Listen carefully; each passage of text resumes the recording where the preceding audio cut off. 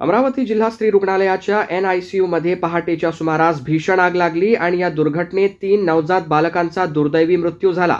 घटनेची माहिती मिळताच आमदार सौ सुलभाताई खोडके यांनी तात्काळ डफरीन रुग्णालयात धाव घेत परिस्थितीचा आढावा घेतला। डॉक्टरांच्या माहितीनुसार व्हेंटिलेटरमध्ये अचानक स्फोट झाल्यानंतर आग पसरली। आगीच्या वेळी संबंधित कक्षात 12 नवजात बालके होती। रुग्णालयातील कर्मचाऱ्यांनी तात्काळ इतर बालकांना सुरक्षितपणे बाहेर काढले, मात्र धुरामुळे गुदमरून 3 बालकांचा मृत्यू झाला।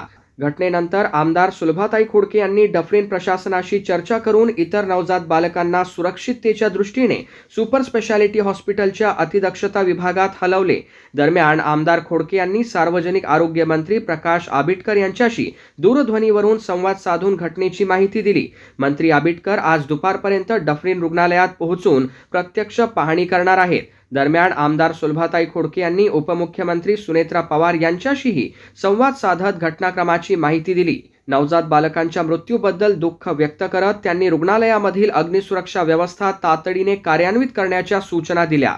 या ठिकाणी येणारे सगळे पेशंट हे घरी असतात, घरी कुटुंबातले असतात, काही 800 ग्रॅमचे आहे ते असे फार कमी याचे आपण असतात। ते बाहेर जाऊन आणलेले जे 9 मुलं होते ते आपण ॲडमिट केलं, त्याच्यामध्ये 3 मुलं बघा पहिल्या तिथे भेटला त्या ठिकाणी 4-5 दिवसाचं त्या ठिकाणी छोटं बाळ होतं त्याच्या आजूबाजूचे मुलं त्या ठिकाणी गमावले गेले। पण बाकीचे जे मुलं होते त्यांना आपण बाहेरच्या हॉस्पिटलमध्ये त्या ठिकाणी आपण ॲडमिट केलेले आणि त्याचा संपूर्ण खर्च हा शासनाने दिलेले असल्यामुळे त्यांना आपण शाळेच्या या ठिकाणी हॉस्पिटल चालू करणार या ठिकाणी दुर्दैवी घटना झाला। इलेक्ट्रिकचा ऑडिट झालेला आहे, इलेक्ट्रिकचा फायरचा ऑडिट झालेला आहे, गोष्टी चालू होतं, परंतु ही इलेक्ट्रिकची घटना असल्यामुळे आता याच्यावर काही बोलता येत नाही। याची चौकशी करून आपण कशामुळे घटना घडली याच्या गोष्टीची चौकशी केली।